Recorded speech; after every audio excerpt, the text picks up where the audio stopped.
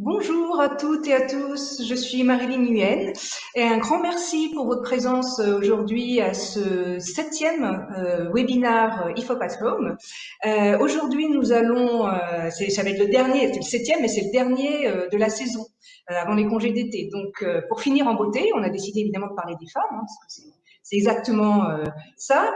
Nous allons aujourd'hui plus précisément parler des grandes tendances mondiales qui sont impactés en particulier par le Covid-19, mais pas que, bien sûr, en faisant un focus particulier aujourd'hui sur tout ce qui est autour du féminin et donc des révolutions du féminin, comment le féminin est en train de se réinventer aujourd'hui dans ce contexte un petit peu particulier. Alors aujourd'hui, on va avoir autour de la table certains experts du sujet. Nous avons avec nous aujourd'hui Michel Ladet, qui est vice-président de Sociovision. Alors, il y aura moi, Marilyn Nguyen, directrice conseil à Sociovision. Alors, je vous rappelle que Sociovision fait partie du groupe IFOP. Et puis, il y aura également deux expertes qui vont intervenir en vidéo avec nous.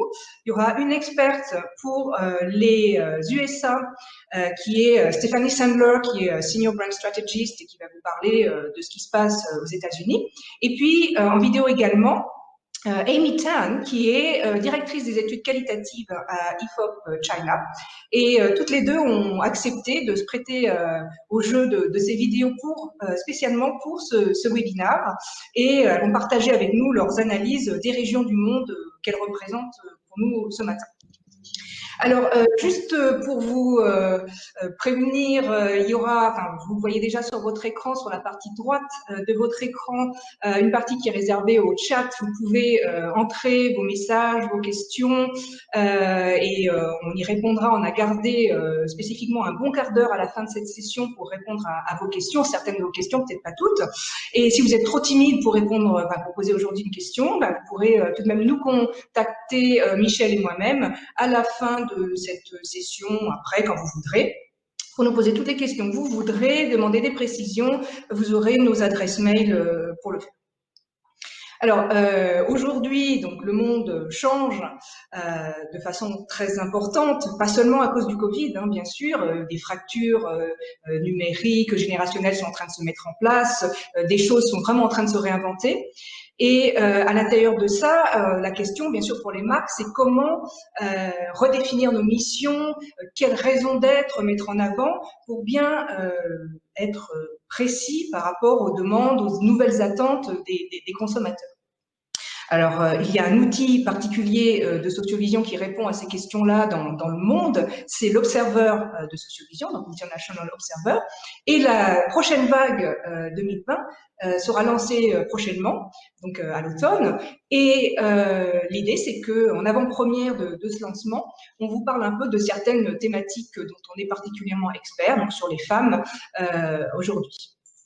Alors, la première chose quand même que je dois vous préciser, c'est quelques mots sur le métier de Sociovision. Sociovision, son expertise, c'est de regarder, de mesurer surtout les trends, les changements dans le monde. L'idée, c'est de mesurer, de suivre dans le temps, dans la longue durée, des tendances à la fois collectives et au niveau collectif et au niveau individuel. Vous voyez ici un exemple de recherche de leadership qui est en train de descendre. On voit ici des résultats issus de l'International Observer. En 2008, par exemple, 48% de nos interrogés donc dans le monde, aussi bien aux USA, en Europe qu'en Asie, répondaient qu'il y avait besoin d'un leader pour prendre des décisions. Et aujourd'hui, on est vraiment sur la descente de ça, ce qui veut dire la perte, le recul de l'autorité pyramidale, qui a des impacts bien sûr très importants pour la façon dont une marque doit communiquer.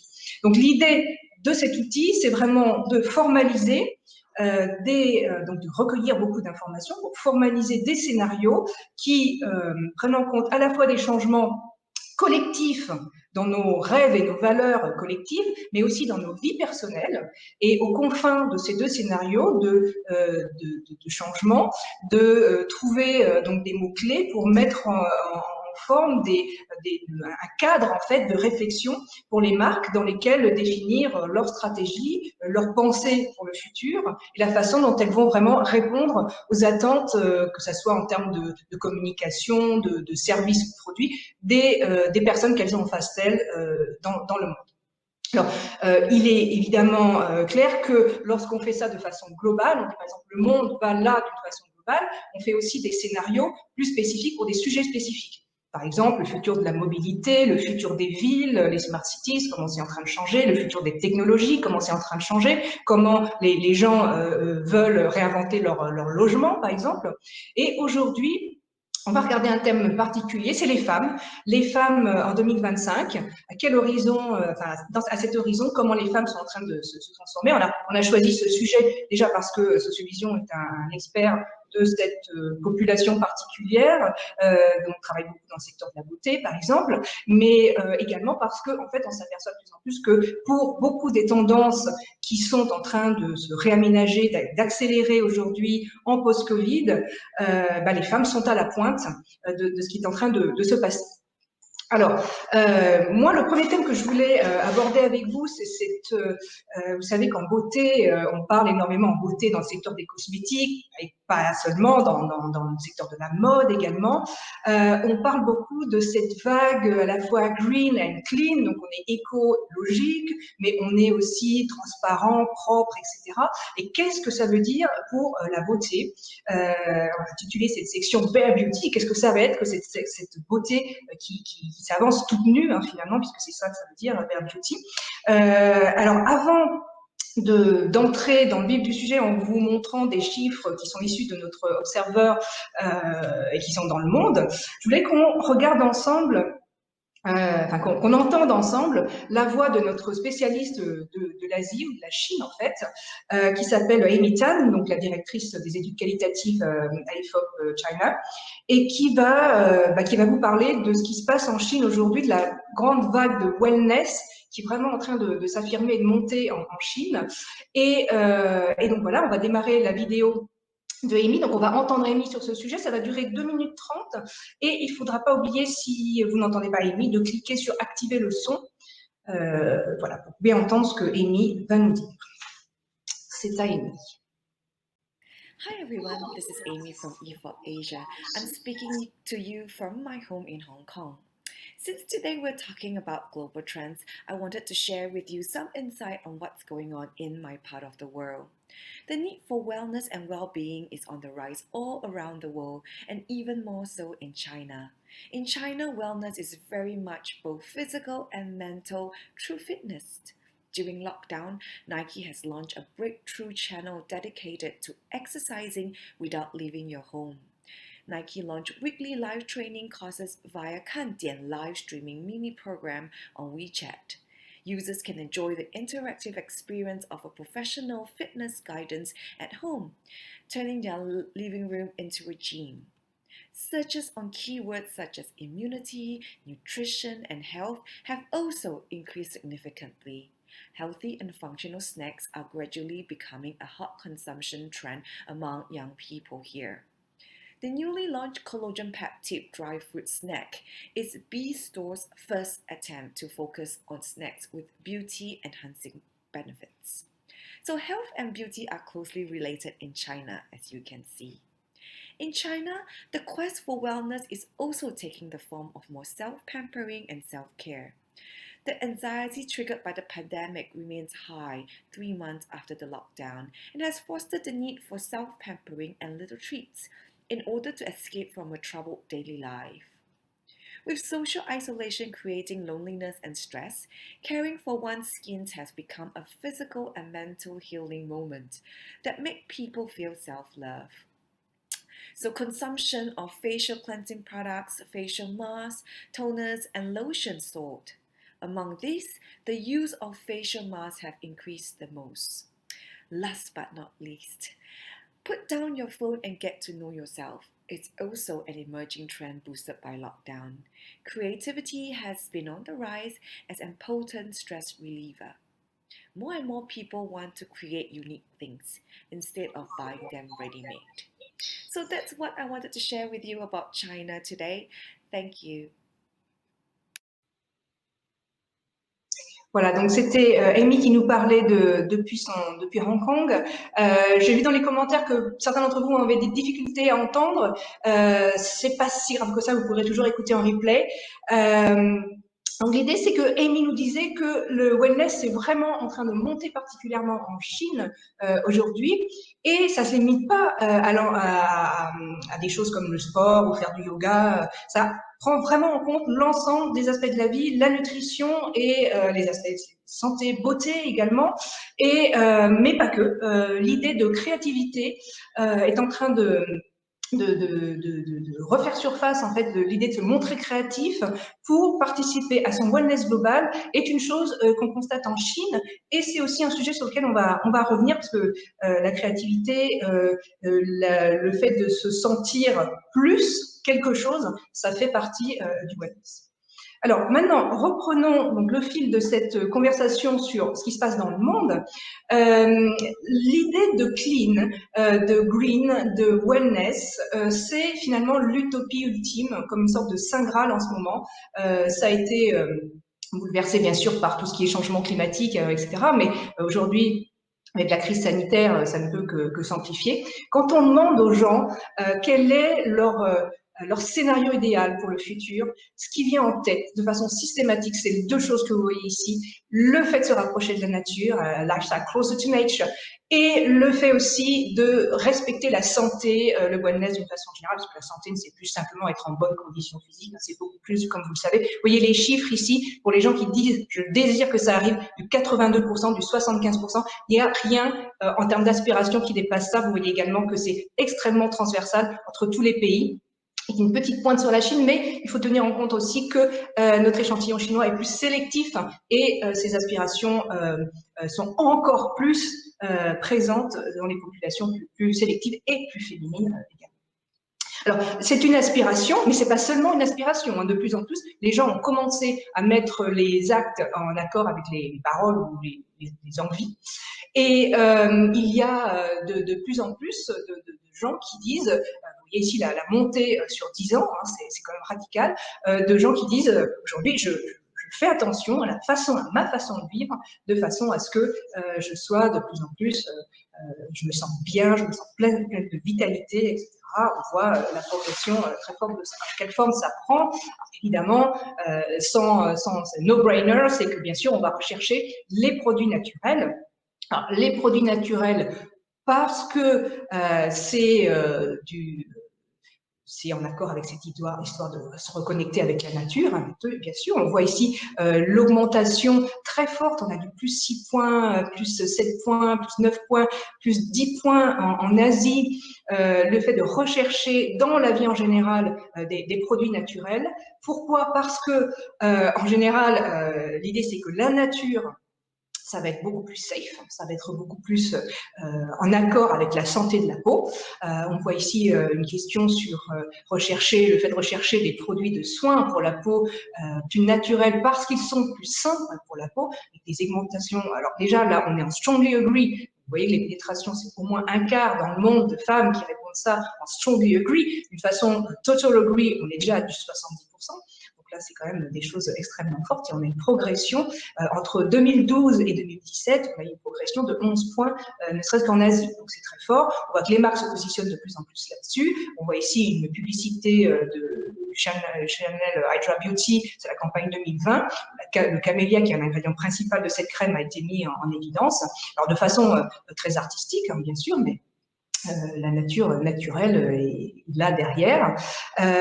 On a bien sûr l'idée que c'est ce qui va nous aider à éviter tous ces ingrédients, tous ces nasties qui nous font peur, parce que aujourd'hui les besoins de safety, de sécurité, de santé, d'innocuité concernant les produits est en forte progression, vraiment très forte progression. En ce qui concerne, ici vous voyez sur la gauche de l'écran, tout ce qui est en termes de soins, tout ce qu'on met directement sur la peau, et donc imagine que ça pénètre dans la peau. On a déjà l'augmentation très forte et aussi la pénétration très forte des femmes, du pourcentage de femmes qui disent ça m'inquiète ce qu'il peut y avoir dans les ingrédients, comme ingrédients dans les produits que je mets sur ma peau. Et sur d'autres catégories, comme par exemple le maquillage, on a une montée très forte en pointe sur les femmes qui sont les millennials, les femmes de moins de 30 ans. On voit ici une augmentation et des pourcentages plus importants que le reste de la population, qui sont les femmes de 15 à 54 ans ici. Très clairement, c'est même parfois une petite décrue chez les femmes de 15 à 54 ans, mais chez les jeunes femmes qui vont faire l'avenir du secteur cosmétique demain, il y a une poussée très forte, une inquiétude très forte des soucis liés à la santé. L'idée de plus en plus, c'est que être en accord avec la nature, c'est pas seulement utiliser des produits naturels, mais vivre en accord avec la nature, par exemple respecter les cycles de la nature, c'est ce qui permet d'être en bonne santé. Pourcentage très important de 75 par exemple dans le monde, déjà 71% avec une forte poussée en Europe, de l'idée de respecter les cycles de la nature, la façon dont la nature se comporte. Ça doit être un modèle pour nous en tant qu'humains sur cette planète. Et c'est souvent aussi lié à cette idée de se reconnecter à une sorte de mythe qu'on n'a jamais vécu, qu'on ne souhaiterait pas vivre d'ailleurs, mais qu'on s'imagine être une sorte de paradis de monde pré-industriel dans lequel il n'y avait pas de réchauffement climatique, il n'y avait pas de nasties, il n'y avait pas non plus d'internet, donc on aurait été bien embêtés, mais voilà.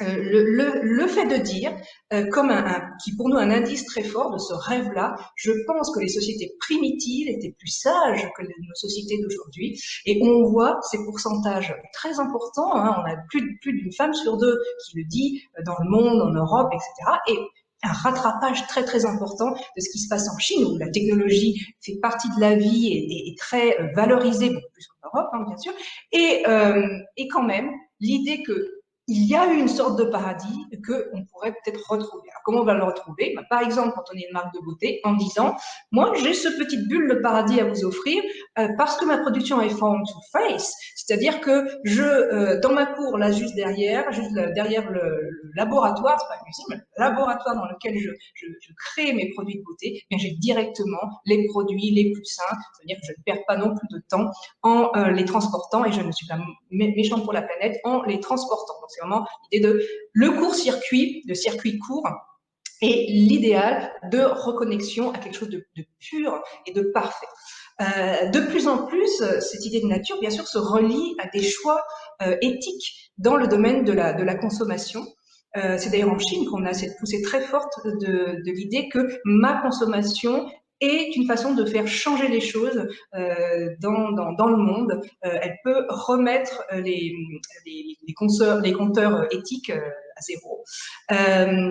Et on voit ici la montée de cette position de préférer les marques qui sont vendues, proposées par des compagnies qui ont une attitude éthique irréprochable. Alors, fair trade, no child labor, no animal testing, très important pour certaines femmes. Alors, c'est global, ça, bien sûr, il faut le décomposer. Certaines femmes sont sensibles justement au combat contre la discrimination, d'autres plus à l'idée de protéger les animaux, protéger la planète. Donc, c'est des choses qui sont à déconstruire. Mais on voit d'une façon globale la montée très forte de ça. Et là, on est déjà sur un tiers environ, et c'est du strongly agree. Donc, c'est vraiment très, très important.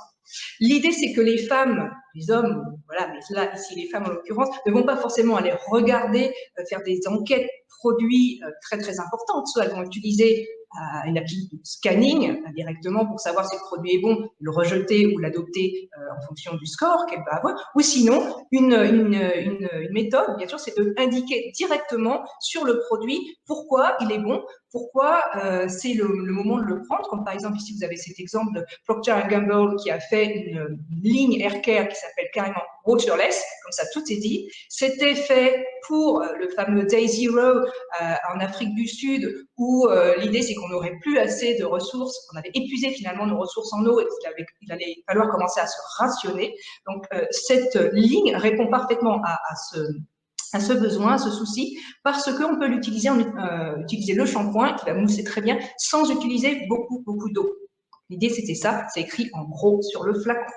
Et cette histoire d'écrire en gros, de claironner finalement ce qu'on veut dire, sans avoir à imposer aux consommateurs de le rechercher. C'est vraiment quelque chose qui est porté en ce moment par l'idée, donc cette idée de transparence qui doit, qui fait écho à cette volonté des femmes d'être de mieux en mieux informées sur la façon dont un produit est fait. Vous voyez qu'on est déjà à un quart strongly agree, que ça augmente de façon très rapide, ça augmente notamment dans la zone Asie. Et voilà un exemple chez Ren d'une bouteille qui est recyclée et c'est écrit directement sur la bouteille. Vous n'avez pas besoin d'aller chercher les petits caractères ou les choses compliquées sur le site, par exemple, de la marque. Vous prenez la bouteille en main, vous voyez directement qu'elle est faite avec du plastique recyclé à partir de ce qu'on récupère dans les océans. Et c'est une collaboration avec une association, une organisation écologique qui s'appelle TerraCycle. Donc, c'est directement, vous avez l'impression de vous poser dans autour de votre baignoire et directement, vous avez fait du bien à la planète. Cette idée de simplification est forte. Hein. Elle pénètre la catégorie de façon très vaste et elle prend différentes formes. On voit ici trois exemples pour aller vite. La simplification dans l'utilisation. Curology, c'est une gamme centrée sur l'acné, le problem solving en fait pour des peaux jeunes. Et longtemps, ça a été, c'est des produits compliqués à utiliser, c'est compliqué de se les procurer, ça peut être cher, etc. Ils ont enlevé tout ça. Ils ont dit non, ça va être simple à utiliser, ça va être moins cher, vous pouvez vous les procurer partout. C'est ça qu'on vous offre. De l'efficacité, mais dans la simplicité. De la même façon, lorsqu'on est Lolly Beauty, on dit on veut de l'efficacité, on veut du plaisir, on veut de l'esthétique. Vous avez vu donc l'esthétique très instagrammable de ces produits. Et on va y mettre une liste hyper courte d'ingrédients qui tiennent en 3-4 points sur notre étiquette. De la même façon, regardez comment ça a été mis en scène. Le pot est transparent, voilà, une grande simplicité. On peut pratiquement vous mettre à côté tous les ingrédients. Vous pouvez tous les voir. Ils sont bien sûr naturels et en plus jolis sur vos comptes Instagram. Et aussi, alors une transparence qu'il ne faut pas oublier, c'est celle du prix. Aujourd'hui, il y a beaucoup de gens qui se posent la question, bah, oui, ok, mais pourquoi c'est cher? Est-ce que vous n'auriez pas mis trop de marge dans vos produits? Dear January a fait exactement le contraire. Vous savez que c'est une marque alors pas chère, efficace, et c'est la chouchou des femmes, des skin intellectuals, des femmes qui s'y connaissent vraiment, des expertes en beauté, des jeunes femmes. Donc une marque hyper portée, avec l'idée à la base, lorsqu'ils ont fait ça, c'était vraiment de dire on ne fait plus de choses compliquées et justement on bat en brèche, on prend à contre-pied ce que fait de façon éhontée l'industrie des cosmétiques en vous embrouillant, en vous mettant de la fumée, là où finalement la simplicité suffit largement et on vous explique pourquoi nos produits sont moins chers, parce qu'il y a moins de ça, et qu'on ne s'est pas encombré des choses. Et c'est ça justement tout le combat finalement. On est au-delà du green, on est même au-delà du clean, on est dans le coup d'après. C'est l'idée de redonner le pouvoir finalement aux femmes. Ici, on a une histoire de plateforme. My Beauty Brand, c'est comme le Avon avant qu'on vendait entre consommatrices, mais en étant dans des sortes de réunions comme les réunions de Tupperware. Et là, c'est la même chose, sauf que c'est à l'heure du digital, à l'ère digitale. My Beauty Brand, l'idée, c'est de dire on vous redonne en tant que consommatrice le pouvoir, vous essayez nos produits, ils vous plaisent, alors vous pouvez en parler de façon vraie, pas parce qu'on vous a payé, mais de façon vraie à d'autres consommatrices comme vous qui vont vous ressembler. Et lorsque vous allez leur dire les choses, elles vont vous croire parce que ce que vous allez leur dire, c'est vrai. Et puisque vous avez vous-même testé les produits, et ça va vous faire en plus gagner de l'argent, vous toucherez une commission sur les produits. Donc l'idée maintenant, c'est notre followers, qu'on a beaucoup lu dans cette logique. Les Instagrammeuses, les YouTubeuses vont montrer des produits, les marques vont les payer pour attirer des gens. C'est la logique inverse. Vous allez être non plus followers, vous allez être leader, on va vous redonner le pouvoir dans cette conversation. Donc l'idée de faire partie, pratiquement même dans une communauté, de quelque chose, c'est vraiment important. On a ici la montée enfin, la pénétration déjà assez forte de l'idée de faire, si on strongly agree, hein, encore une fois, ici, de faire partie d'une communauté qui partage des valeurs. Certaines marques de beauté ont déjà mis ça en œuvre. L'idée de My Beauty Community, c'est une plateforme française, elle a été lancée en 2017, donc c'est quand même assez récent, de chercher des avis fiables et authentiques. Toujours la même idée de transparence, de faire confiance à des gens, mais qui sont dans la même communauté, avec des intérêts et des caractéristiques qui te sont propres. C'est-à-dire que déjà, vous partagez en amont, je suis une femme comme ça, de tel âge, mon style de beauté, c'est ça, je suis une experte, je suis pas une experte, j'ai tel problème, j'ai telle solution, j'ai telle compétence. Et à partir de là, je dis qui je suis, je repère les gens qui me ressemblent sur cette communauté. À partir de là, on peut commencer à échanger des avis qui vont vraiment être adaptés, puisqu'on se parle de femme à femme, partageant des choses.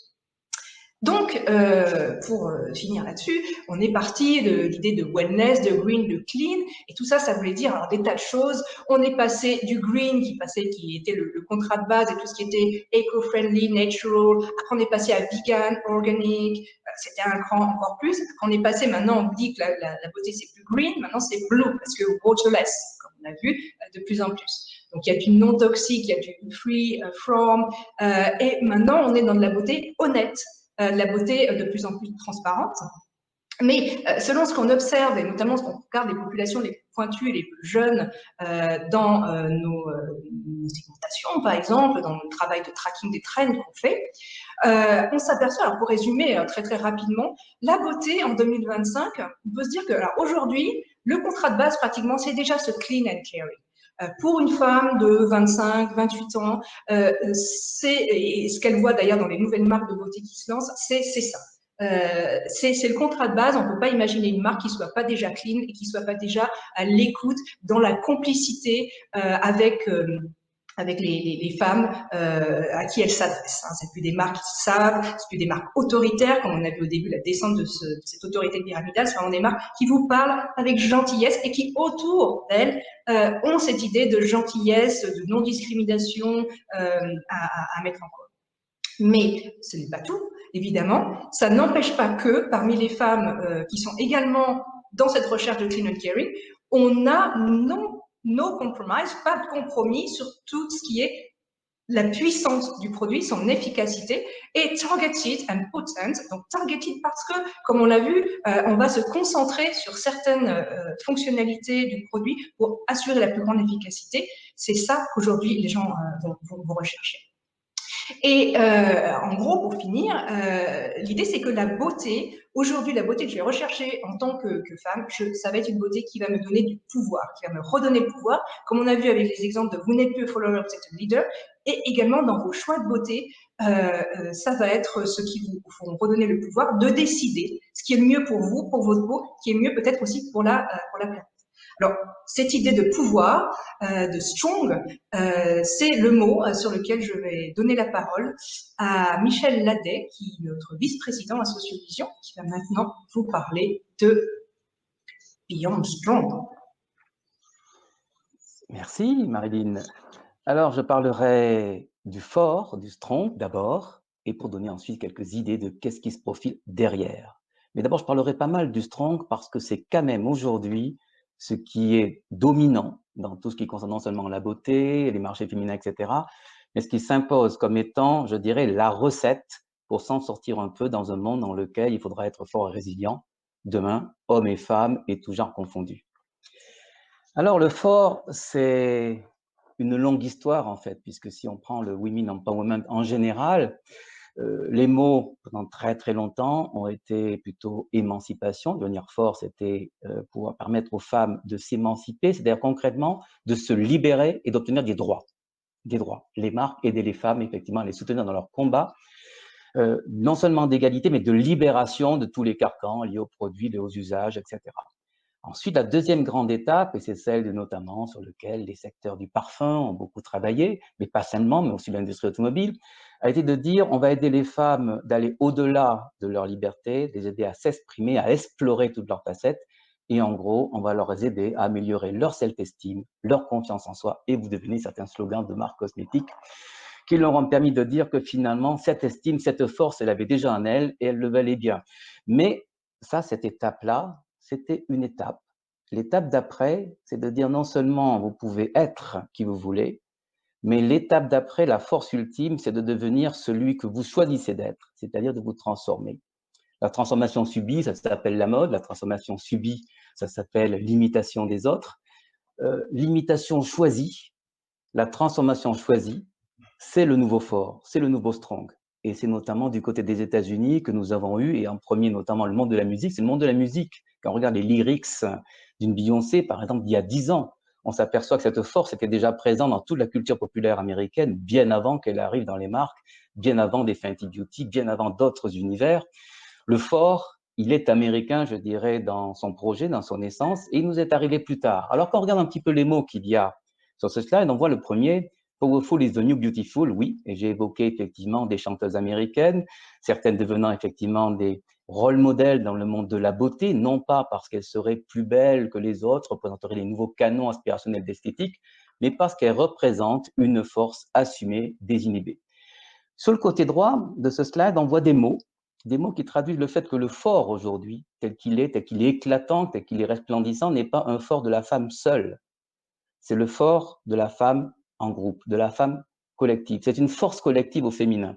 Que ça soit MeToo, on a bien sûr quelques figures, quelques voix qui ont commencé, mais c'est une voix chorale qui définit MeToo. Pareil pour le Fempowerment, je dirais, où des agences invitent, je dirais, un certain nombre de marques à se fédérer ensemble pour avoir un même discours sur le féminin, pour avoir justement cette dimension chorale qui permet d'agir en termes de sisterhood et pas simplement, je dirais, de défendre l'individu au féminin. Et puis bien sûr, girl influence, ça veut dire tout simplement qu'aujourd'hui, 3 blogueurs sur 4 ou 3 youtubeurs sur 4 dans le monde, si on voit les audiences totales cumulées, l'audience au féminin des youtubeurs, c'est une audience de femmes créée par les femmes. Donc on voit comment l'influence a changé de camp. Lorsque les influenceurs du monde d'avant, effectivement, étaient sinon des hommes, en tout cas des femmes choisies par les hommes, aujourd'hui, le monde de YouTube est un monde de femmes choisies par les femmes. Quand on voit le côté bleu, et ça c'est la face cachée de la force, on a la force collective, la force publique, la force politique des femmes, du fort, c'est celle qui est, je dirais, la plus vocale, la plus forte aux États-Unis. À gauche, nous avons la force intérieure, la force physique, avec un mot-clé qui est d'autant plus d'actualité, effectivement, qui est celui qui va se renforcer dans les années qui viennent, résilience. La force post-Covid est une force de résilience. Et puis des mots comme le own it, qui veut dire que pour contrôler votre destin, contrôler votre corps, vous devez vous sentir vous-même en assumation de tout ce que vous êtes, y compris physiquement. Et own it, posséder, c'est bien sûr c'est le titre d'une chanson mondiale, de succès mondial, dans lequel 2/3 de l'audience est féminine, même si le chanteur ne l'est pas. Et nous avons ici un certain nombre de vocabulaire qui s'est imposé aujourd'hui. Comme vous le voyez sur l'image aujourd'hui, cette force, cette résilience, elle se construit dans le corps, pas simplement à travers le yoga, mais aussi par les connexions entre les femmes. Aujourd'hui, c'est ce qui domine. J'ai parlé des États-Unis, mais alors quid du pays qui est le plus genré au monde, c'est-à-dire après le Japon, la Chine, dans lequel, au contraire, je dirais, la distinguo entre hommes et femmes est un distinguo extrêmement puissant, extrêmement fort. Est-ce que ce pays-là est en train d'embrasser la même tendance ou avons-nous encore le Great Divide qui va séparer l'Est et l'Ouest? C'est ce que nous allons voir dans un instant. Si l'on prend l'ensemble des Chinoises, oui, l'ensemble des Chinoises aujourd'hui reste très attaché à la séparation des genres tels qu'on les connaît et à l'idée que la force est quelque chose qui rappelle parfois un petit peu trop le communisme et un peu trop, je dirais, une parité, une égalité des sexes imposée par non pas la neutralité des genres, mais par la négation de l'individu. Donc, dès qu'on dit nier le genre, c'est nier l'individu, là, la Chine, et en particulier les anciennes générations, sont très mal à l'aise. Mais chez les millennials, donc les 15-29, si on prend cette génération, les post-90s, comme disent les Chinois, là, il se passe quelque chose.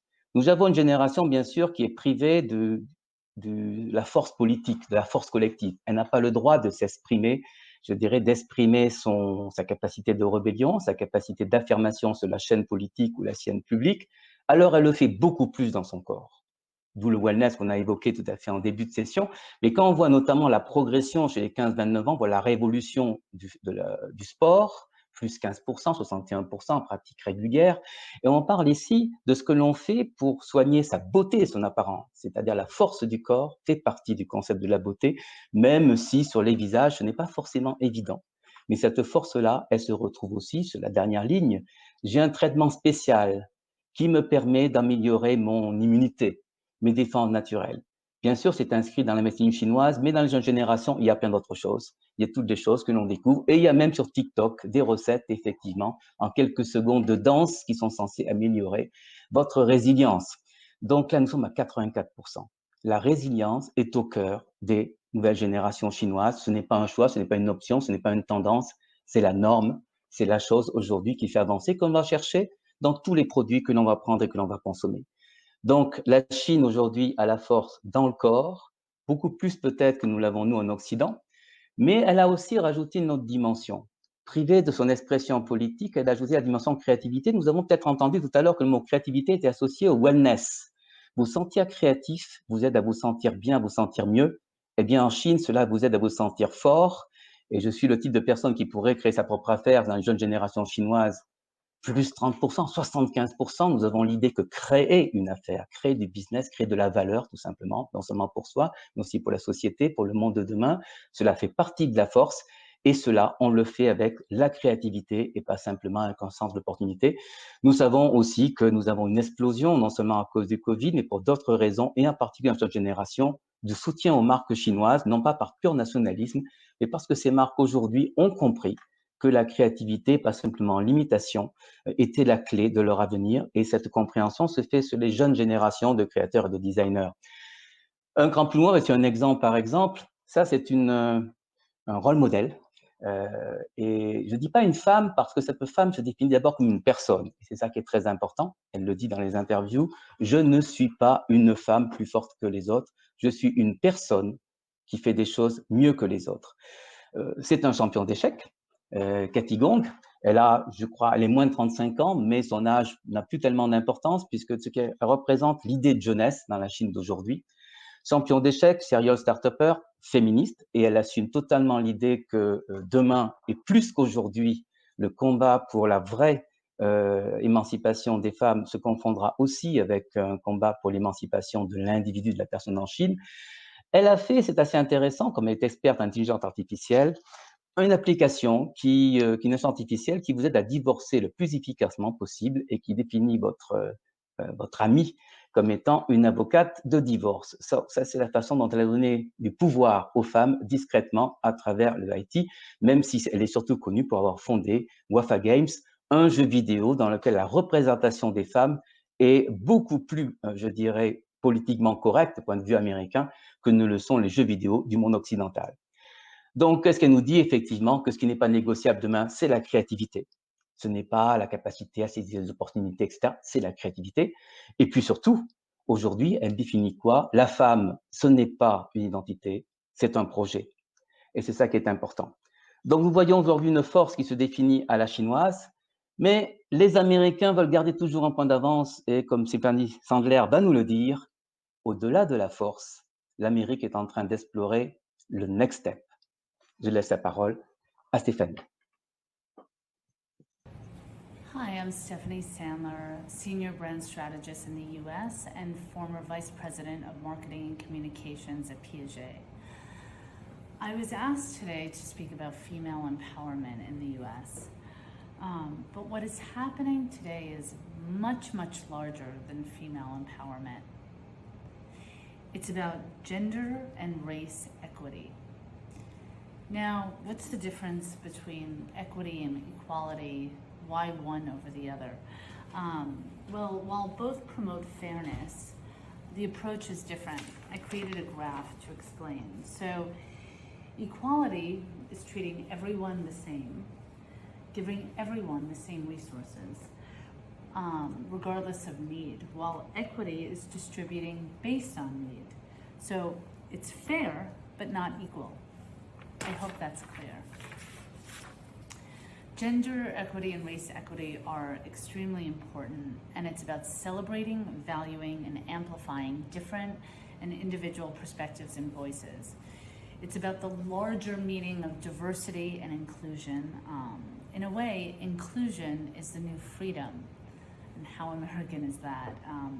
It's not about putting people into boxes based on social norms. It's about being and feeling valued at the individual level. So how is this concretely playing out in the US? Gender neutral is becoming a fashion norm, so clothing that's neither male nor female. Billie Eilish is a great example. Look at the rise and fall of Victoria's Secret. You know, they were the icon of femininity, where their models, the angels, all looked very similar.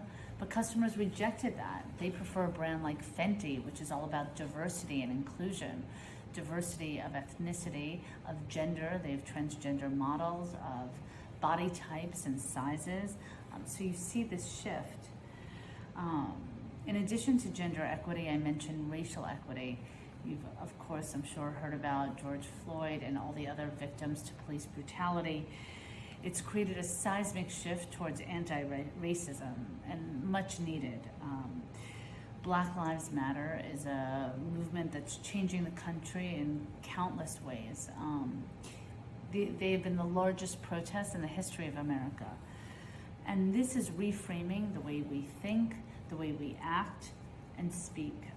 It's forcing companies to take action not in weeks or years, but in days.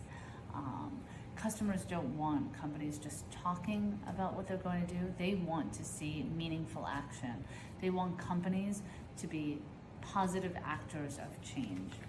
And in the US, as I said, female empowerment is here. We have pioneering women, but it's a much larger conversation on equity, both gender and race.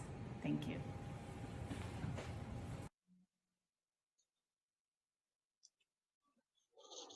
Alors, comme vient de nous le dire Stéphanie Sander, effectivement, au-delà de l'empowerment féminin, il y a un enjeu beaucoup plus grand aujourd'hui, qui est effectivement l'equity au niveau du genre, au niveau de la race, que cela est en train de prendre, c'est une révolution aux États-Unis au tel point qu'elle signale que les adaptations des entreprises doivent se faire en nombre de jours et non pas en nombre d'années par rapport à cette révolution, mais une révolution qui couvait déjà depuis quelques années et qui va probablement influencer le monde.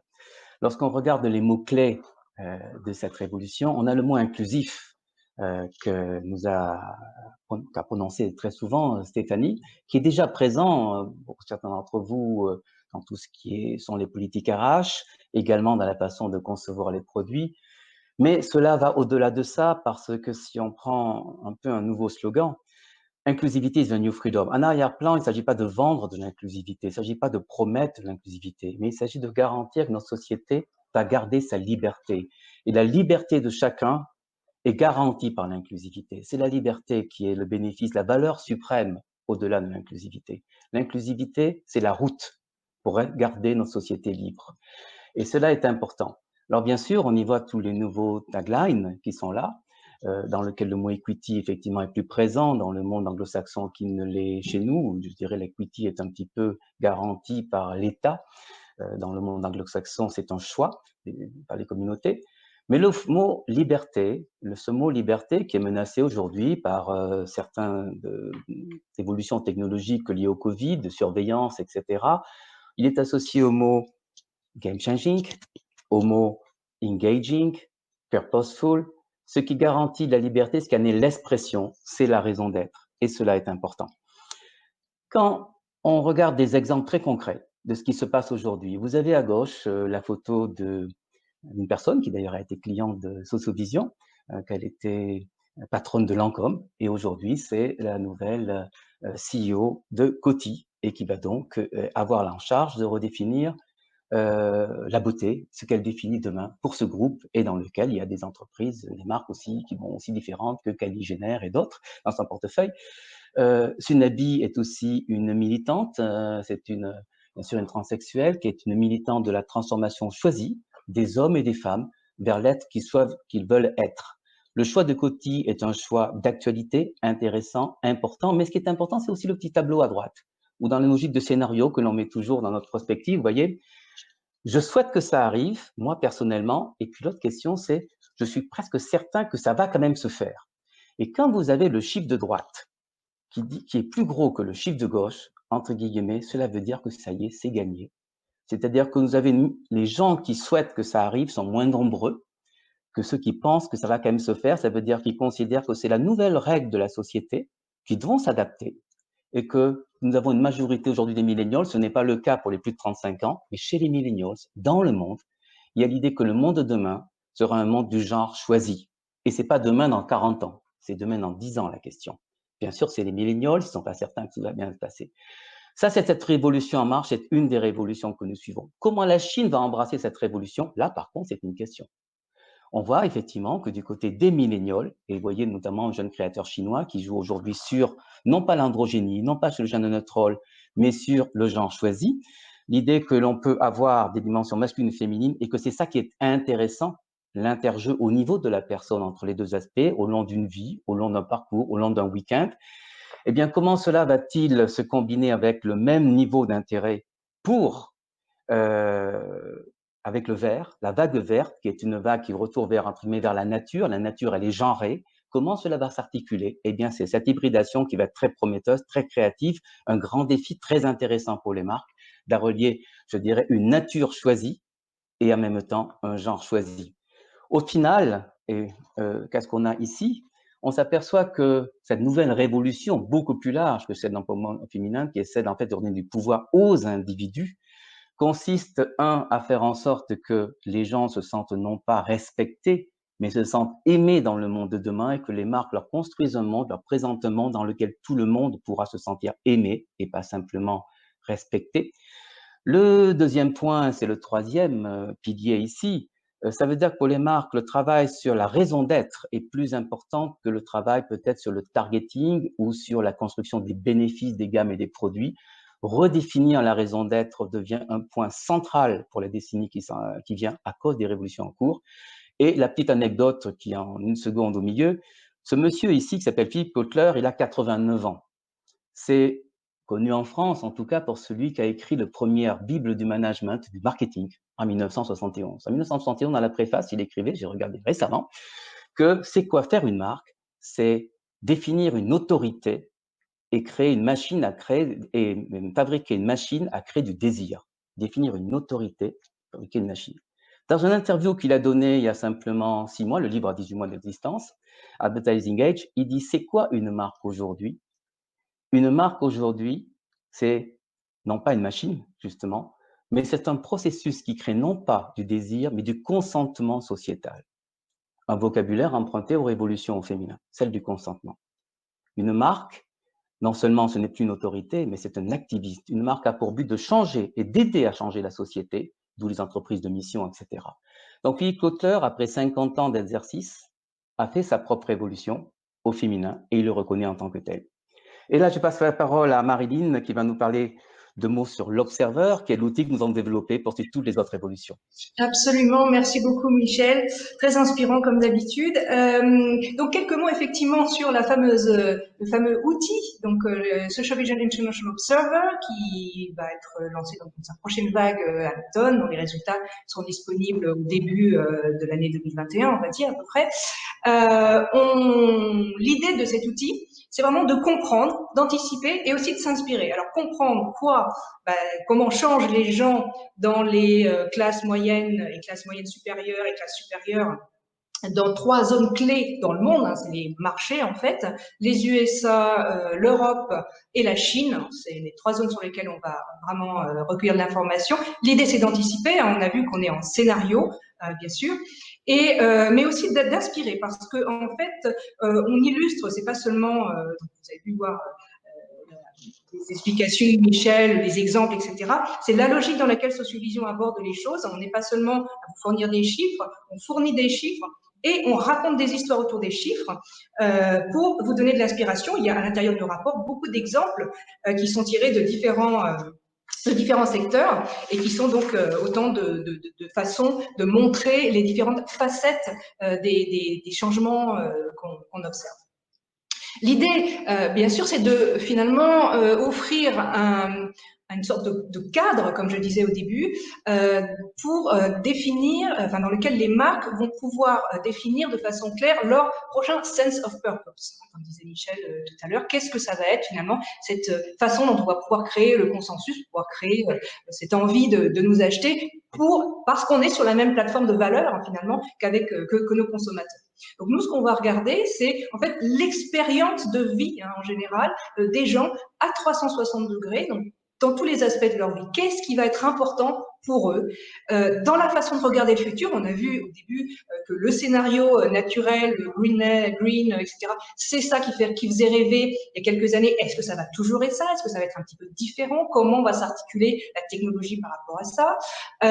Qu'est-ce qui va être important par rapport à l'individu par rapport à son contexte? On a vu que la crise sanitaire a renforcé les liens, mais a pu creuser les inégalités. Comment ça va se passer? Les liens sociaux, les relations entre les gens dans ce monde, ce new normal qu'on va connaître dans les moments qui viennent.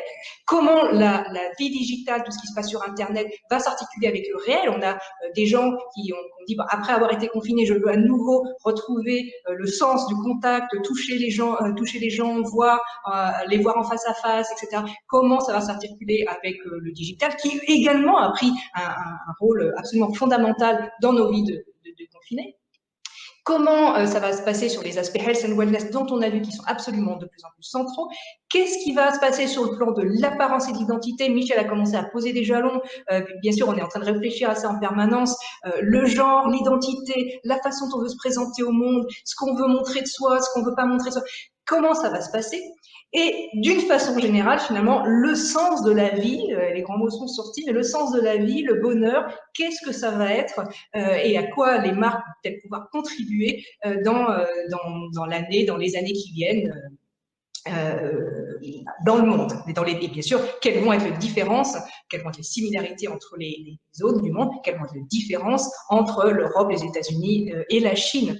L'idée, bien sûr, c'est que ça donne des informations les plus concrètes et les plus riches aux marques pour définir ou redéfinir ou affiner leur sense of purpose, pour activer également, pour savoir comment parler aux gens, de quoi leur parler et où leur parler, et bien sûr de définir des territoires d'innovation très importants. Alors, sachez que dans cet outil, il y a possibilité pour vous d'agir à la marge, mais quand même agir sur le questionnaire, c'est-à-dire d'inclure vos thématiques éventuellement, éventuellement inclure des questions spécifiques. Enfin, voilà, donc il y a possibilité de parler de cet outil lorsqu'il est encore en cours d'élaboration pour qu'il réponde au mieux à vos attentes. Les contacts sont ici, vous pouvez me contacter soit Michel, soit moi aux emails qui s'affichent ici. Et voilà, donc voilà, c'est ce qu'on voulait vous dire ce matin. En espérant que ça vous aura intéressé, et bien maintenant on peut consacrer un petit peu les minutes qui nous restent à d'éventuelles questions si vous en avez. Il y a beaucoup de questions qui étaient autour de je n'arrive pas à activer mon son, mais bon. Oui, effectivement, malheureusement. Oui. Il y a les spécialistes qui sont derrière la plateforme ont réussi à résoudre une bonne partie du souci déjà.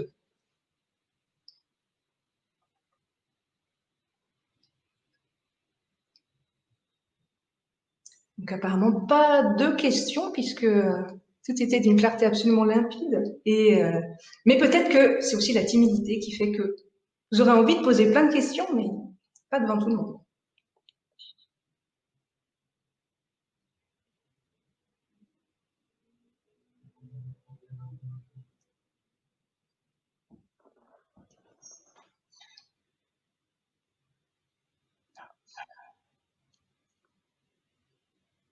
C'est ça le problème. Il y a des gens qui disent c'est clair et passionnant, mais quand c'est clair, on ne veut pas poser de questions. Mais je crois qu'il y a beaucoup de choses. Hein. On sentait que Michel. Voilà. Michel, pour toi. Le consentement. Alors, effectivement, il s'agit effectivement d'une analogie et d'une métaphore aujourd'hui qui est la même que celle prise sur le consentement, je dirais, réfléchi pour les femmes par rapport à ce qui est l'expression d'un désir ou l'expression du désir de communication entre hommes et femmes. Donc, ce sujet du consentement a été d'abord posé comme un problème juridique et c'est comme ça que Philippe Kotler le repose en disant qu'aujourd'hui, les marques ne sont plus légitimes, n'ont plus la légitimité dans notre société pour faire ce qu'elles font. Et c'est pour ça d'ailleurs qu'on en parle de spam, que les gens ont l'impression d'avoir une pression des marques, etc. Ils aiment les marques, mais ils ne supportent plus la pression. Or, dans le Digital First, on voit bien ce qui se passe. Moralité, il faut donc utiliser à nouveau, repartir des bases de ce qui est le contrat social. le contrat social entre deux personnes, entre deux collectivités, entre des communautés, et de considérer que les marques doivent redéfinir comment elles doivent contractualiser avec les gens, c'est-à-dire comment elles peuvent justifier qu'elles ont un rôle à jouer pour rendre la société meilleure. Parce que le consentement sociétal de dire « j'accepte », vous acceptez que je fasse du profit, vous acceptez que je vous propose des offres, que je fasse un petit peu d'intrusion dans votre univers, dans votre quotidien, que j'engage des conversations, que je vous fasse des publicités dans la rue, sur votre smartphone. En échange, moi, je m'engage à dire mon but, vous-même un petit peu, vous rendre la vie un peu plus facile. D'où effectivement le fait de redéfinir ses missions. C'est quoi la mission d'une marque dans un monde dans lequel le bonheur est à redéfinir, dans lequel les projets de chacun sont à redéfinir. En gros, on dit une marque est un projet, ce n'est plus une autorité. Et ce projet doit être discuté, justifié. Il doit y avoir non pas des commissions, mais il doit y avoir un débat visible au sein de l'entreprise qui montre que ce n'est pas qu'une autorité qui parle au consommateur, c'est une communauté qui a en elle-même en son sein des débats qu'elle lance et des projets qui ne sont pas totalement définis. Alors, on me dit le médical, bon, question particulière, ben justement, ça va être l'enjeu de demain et ça fait partie des questions que nous poserons dans notre serveur, de savoir jusqu'où les gens sont prêts à aller pour être protégés en termes de donner leur consentement, pour donner des informations, pour se mettre dans les mains, entre guillemets, certaines autorités médicales, puisque c'est typiquement l'enjeu de demain, c'est jusqu'où peut-on accepter, comme on le fait avec nos feuilles d'impôt, comme on le fait avec la police, de donner une partie de notre liberté en échange, effectivement, d'une contribution au bien commun. Michel, la question d'Isabelle Bachelard, c'est le marque et autorité. Quand les médecins entrent en jeu maintenant, ils étaient avant dans l'autorité. Je suis une bouche blanche, vous avez intérêt à affirmer votre, ne pas avoir d'idée. Mais maintenant, c'est de l'expertise. Et c'est de l'expertise qui est de plus en plus sur un terrain partagé. Les médecins savent bien dans leur cabinet que les gens arrivent en disant « Docteur, j'ai ça, ça et ça, je le sais, je l'ai vu sur Internet. » Donc aujourd'hui, ils négocient pratiquement avec le patient une expertise. Ce n'est plus de l'autorité complètement descendante comme avant. Ça, alors, il y a une révolution quand même qui a eu lieu à cause du Covid, c'est que l'autorité médicale qui apparaissait monolithique avant le Covid, aujourd'hui est fracturée en grand pour la France par Raoult, qui a montré qu'il n'y avait pas consensus au sein de l'expertise médicale et que donc les marques qui ont une autorité médicale devront montrer qu'elles ont fait un choix. Elles ont fait le choix d'un certain type d'autorité médicale et non pas de l'autorité avec un grand A qui a été fracturée. Il en est de même aux États-Unis où Dr Fauci, et je ne parle pas de sa relation avec Trump, est lui-même contesté par d'autres autorités médicales américaines et le Covid a fracturé cette vision monolithique que l'autorité médicale représentait de manière univoque, la vérité, l'expertise. Aujourd'hui, dans ce domaine-là, il y aura à l'avenir plusieurs voies qui vont se montrer, qui seront plus ou moins ancrées sur, non pas des croyances, mais sur des hypothèses. Je vois une question qui passe là sur est-ce que les études ont été réalisées sur la façon dont les hommes voient les révolutions du féminin. Je trouve une question super intéressante. En fait, simplement pour vous dire, nous, on regarde pas seulement les femmes, on regarde aussi les hommes. Et quand on a étudié les nouvelles masculinités ou l'identité des hommes, on voit à travers ça la façon dont ils considèrent les femmes. On a le regard des Européens. D'ailleurs, quand on a revu le rapport, c'était les hommes européens, CSP++++, 42 ans d'études, bac plus 12, qui nous disaient mais je ne comprends pas comment ça vous dites que les hommes ils sont encore dans le strong, ils sont encore dans le la femme doit rester à la maison. Ah, bah oui, parce qu'il y a des femmes, il y a des hommes qui sont extrêmement, il y a une partie des hommes, donc les moins éduqués, et puis de toute façon il y a aussi des différences culturelles qui font que les révolutions du féminin sont pas vues d'un très très bon œil. Si vous allez sur notamment aux États-Unis, notamment alors en Chine, n'en parlons pas, le gouvernement a même remis un programme de renforcement de la masculinité pour pas que les hommes aient l'air de déféminés comme par exemple en Corée. On a, si vous suivez des youtubeurs aux États-Unis, quand ils réagissent sur des films comme Captain Marvel, par exemple, là, vous entendrez beaucoup de choses sur la façon dont les hommes réfléchissent aux révolutions du féminin et comme quoi ce qu'on leur dit tout le temps sur la masculinité toxique ne plaît pas à tout le monde. Donc oui, on a aussi des études là-dessus, parce que là, on vous a montré les choses sur les femmes, mais nos explorations des genres, de l'identité d'une façon générale ne s'arrêtent pas aux femmes. On regarde aussi Vous avez le mot harmonie n'est pas présent. Vous voyez ici qu'il y a le mot matriarco-harmonie. Le mot harmonie n'est pas présent parce que le monde de demain n'est pas perçu par les gens comme harmonieux. Les gens sont de moins en moins naïfs. Ils cherchent de l'équilibre, mais il n'y a qu'une partie de la population, c'est, je dirais, un segment de personnes, hommes ou femmes, qui sont dans une recherche de cocoon et d'harmonie et qui arrivent à le vivre. Pour la majorité de la population, il y a des moments d'harmonie, il y a des moments d'équilibre, il y a une recherche, mais ce n'est pas tout à fait comme on était dans les années 90 où il y avait une utopie un peu philosophique dans laquelle on pensait de manière cérébrale que l'on allait rendre le monde meilleur par la philosophie. Aujourd'hui, d'ailleurs, comme on l'a bien montré en avant, les gens avancent par l'expérience du corps, l'expérience du collectif, l'expérience des projets, et que cela se traduit par une certaine tension, une tension positive. Mais on n'est plus dans ce monde-là que dans celui de l'équilibre zen tel qu'on l'imaginait. Vous allez voir que le nouveau yoga est quand même un peu plus difficile à atteindre que celui de la posture 1995 qu'on pouvait voir sur les magazines de l'époque. Et c'est pour ça que dans l'Observer, on va vraiment s'atteler à définir c'est quoi la life experience voilà. En fait. C'est quoi la life experience déclinée dans ces différents aspects que les marques devront comprendre pour adapter leur mission et leur réponse. Et si on a parlé d'activation, ce n'est pas un hasard parce que beaucoup de ces révolutions, on parlait du genre, etc., se heurtent à un problème très concret dans la high street. Hein. Quand vous rentrez dans un grand magasin, vous avez le rayon pour les femmes, enfin l'étage pour les hommes, l'étage pour les enfants, l'étage, etc. Quand vous allez dans un magasin, vous avez des boutiques qui font mode femme ou mode homme, et puis certaines qui délibérément se positionnent uniquement en premium comme étant pour les deux. Hein. Si vous allez chez Célio, il n'y a que de l'homme. Bien sûr, si vous allez chez les couples, etc., l'enjeu va être pour le mainstream. L'enjeu, c'est pas effectivement d'avoir des énièmes offres, je dirais, pour les top 10% qui déjà embrassés. C'est pour la moyenne de la population. Et là, le digital first change tout. Dans le monde d'Amazon, il n'y a pas de rayon homme et de rayon femme prédéfinis. On rentre par son search. Et donc, ça sera l'enjeu des marques, par exemple, pour celles qui vont rentrer avec leur boutique prédéfinie avec Amazon et les autres distributeurs online, hein, et le vôtre, d'ailleurs, celle que vous préférez. Ça sera là l'enjeu dès le début, de définir effectivement que cette inclusivité, elle est au niveau du search, elle est au niveau de la façon dont on présente l'offre, en oubliant les étages d'hommes, les étages femmes, les étages pour ceux qui n'ont pas d'argent, les étages pour ceux qui en ont beaucoup.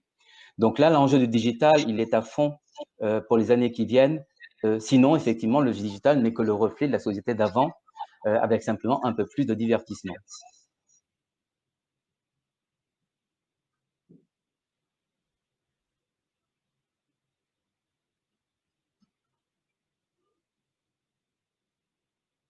Voilà, donc je vois un message de Walid, je pense qu'il conclut la session. On va vous remercier. Merci à tous, merci beaucoup. Puis j'espère, enfin on espère, hein, à bientôt. Voilà. Et on vous souhaite un bel été.